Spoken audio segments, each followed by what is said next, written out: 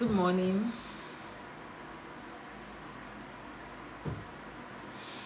And welcome to another edition of Study Time with the Word. My name is Hilda, and today is a great day. We give God praise. We're grateful for all that God is doing with us, in us, and through us. We've been talking about prayer this week. We started yesterday.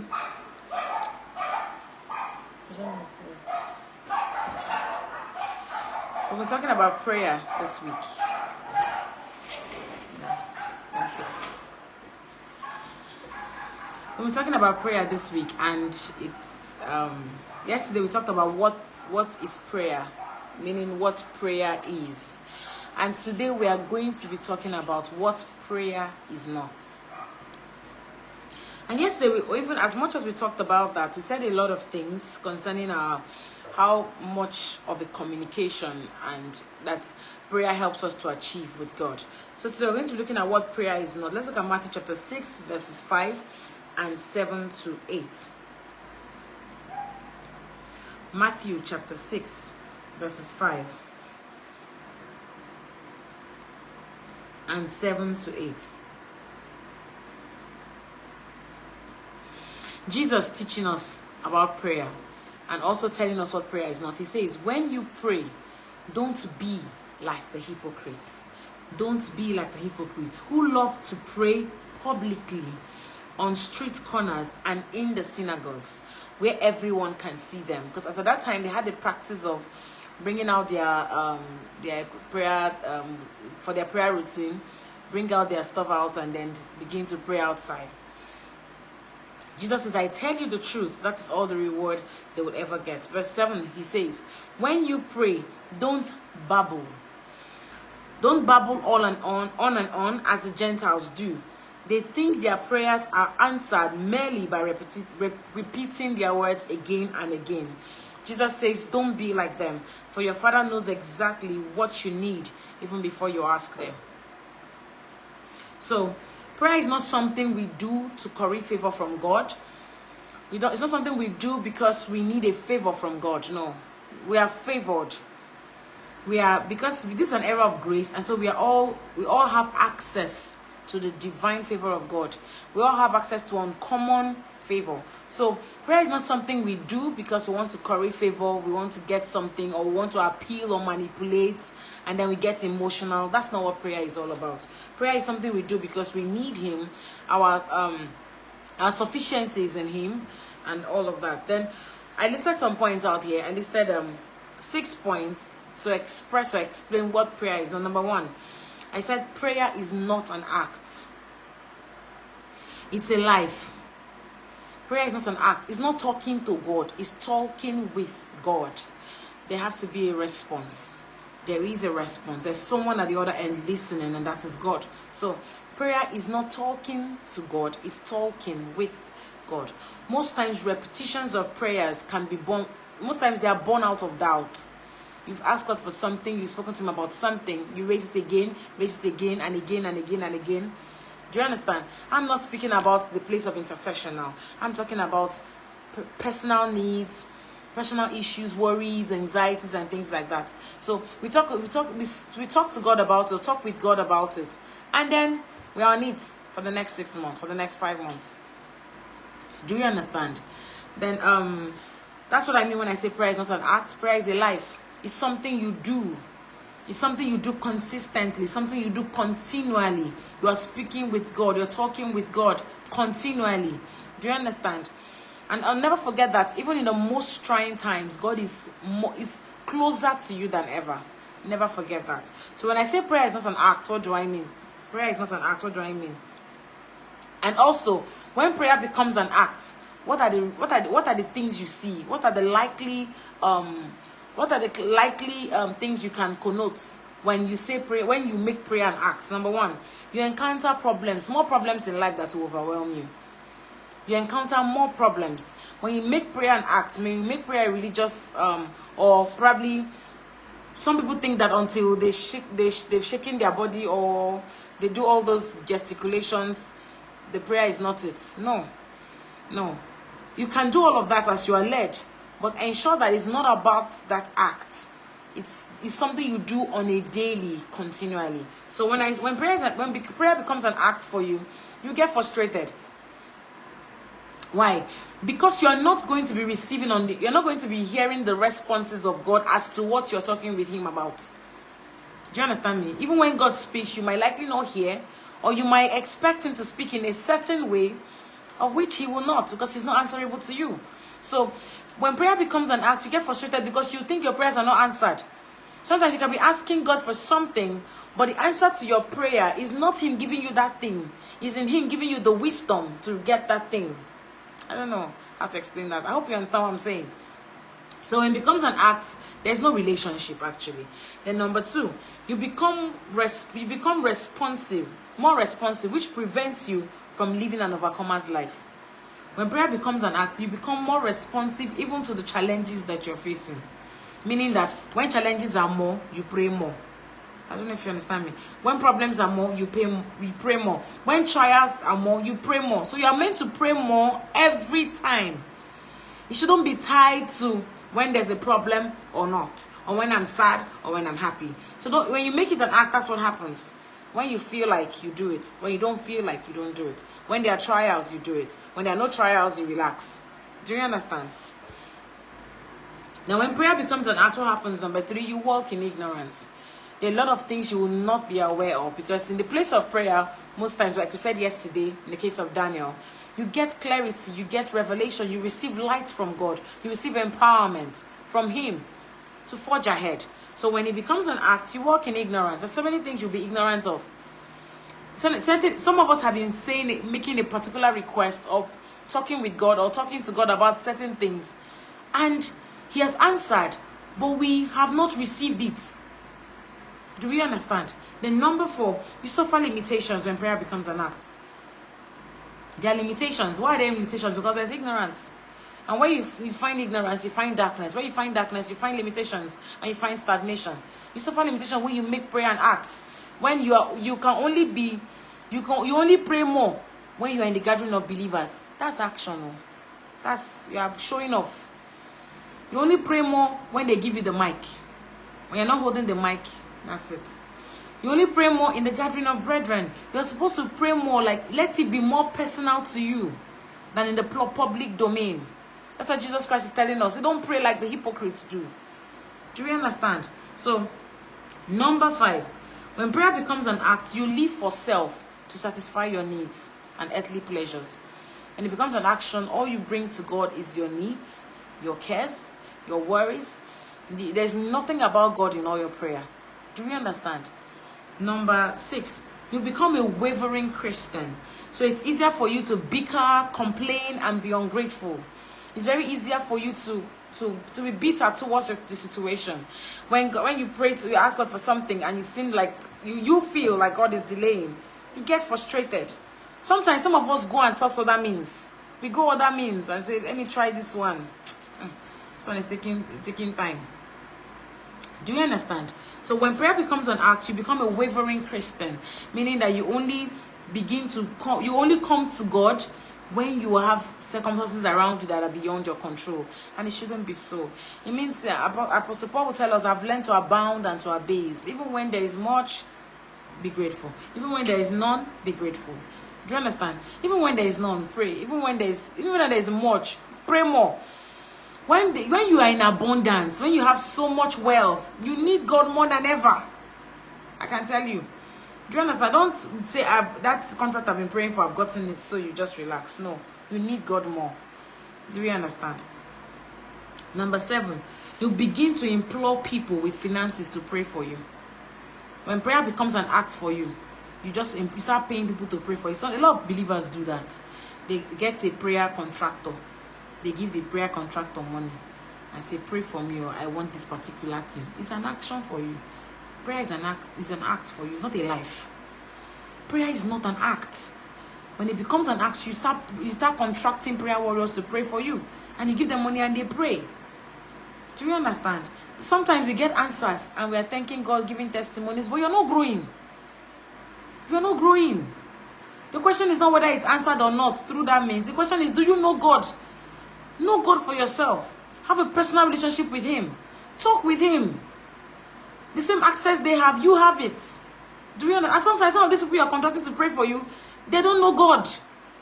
It's not the God that it's not the God that you expect them to pray to, they are praying to for you. Do you understand? They know it's not the God, it could be another kind. And then you open yourself up for demonic entities. So, and grow in your walk with God. Have personal talks and dealings with God.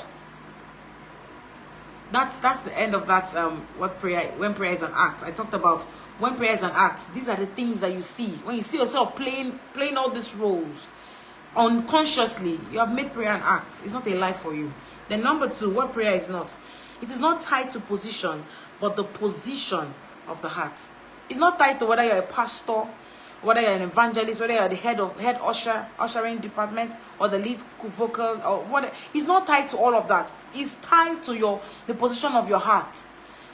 Can God get to your heart? Does God have your heart? Is God enthroned in your heart? Communication is easy. You won't struggle with prayer. Do you understand? Proverbs 28 verses 9. Proverbs 28 verse 9 says, God detests the prayer of a person who ignores the law. You can't continually be in rebellion and disobedience to God's commands and you want to connect with him. You have to make amends. Do you understand? You cannot continually rebel against his principles, against his word, and expect to hear from him. Does it mean he will answer? Yes, he will. But to what degree will you get answers? So the first step is to make amends. Position your heart right with God. Open your heart to him so that he can have your heart. The revelation to tell us that, behold, I stand at the door and knock. If any man will let me, he said, I will come in. The door of where? Our hearts. Do we understand? Let's look at what Elijah did in James chapter 5, verses 16b to 18.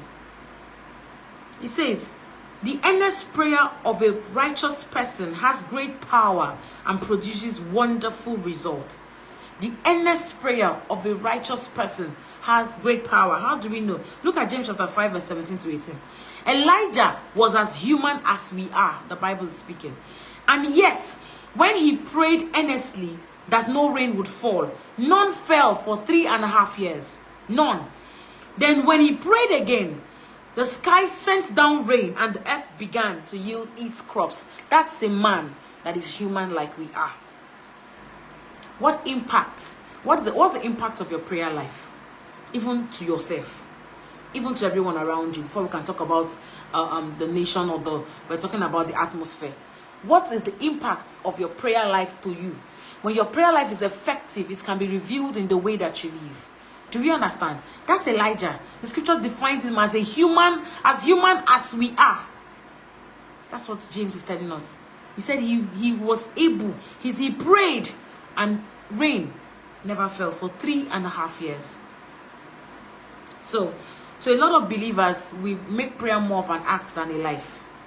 Prayer is a daily experience. You talk with God every day, every time. Then, the right way to pray is the way that Jesus has taught us.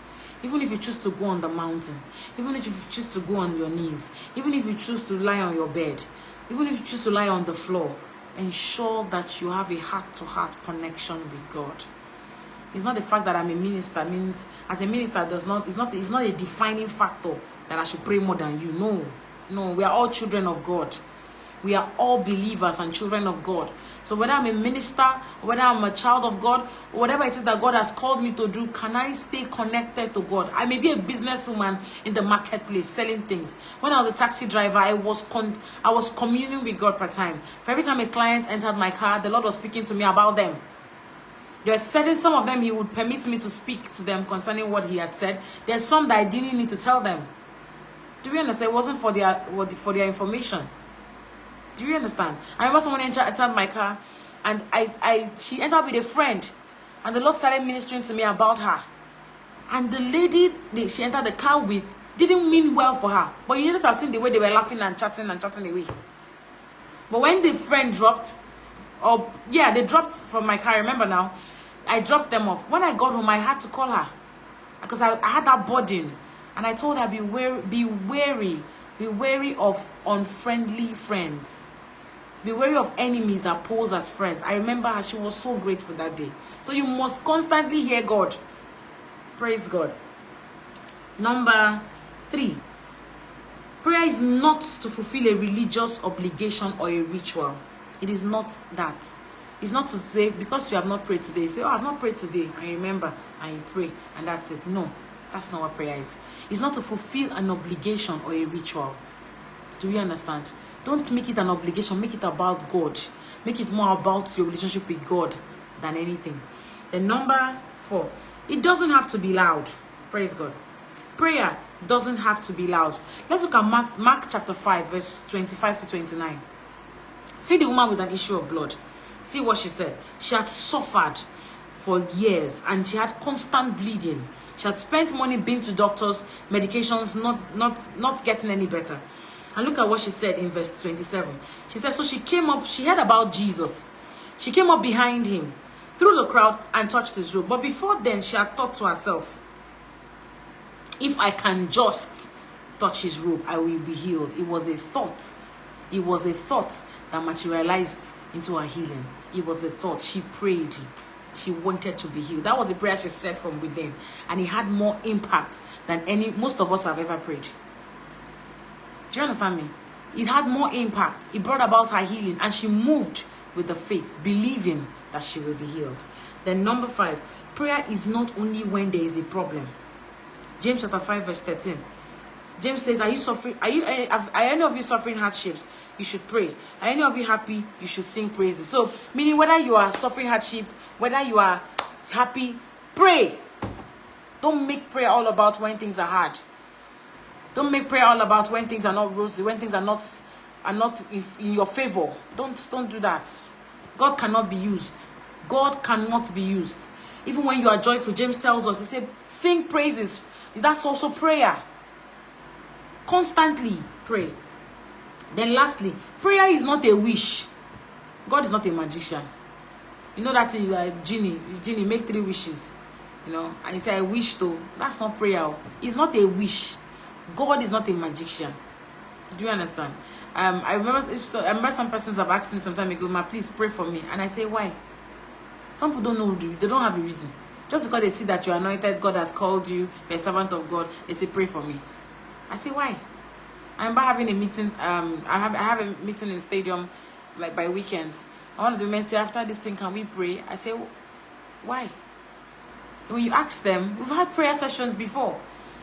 But as you are led, do you understand? So, some persons, if you ask them, when they say, pray for me, why? They don't have a prayer request. They don't even know the prayer request. But they just want you to pray for them because they know that a servant of God is there.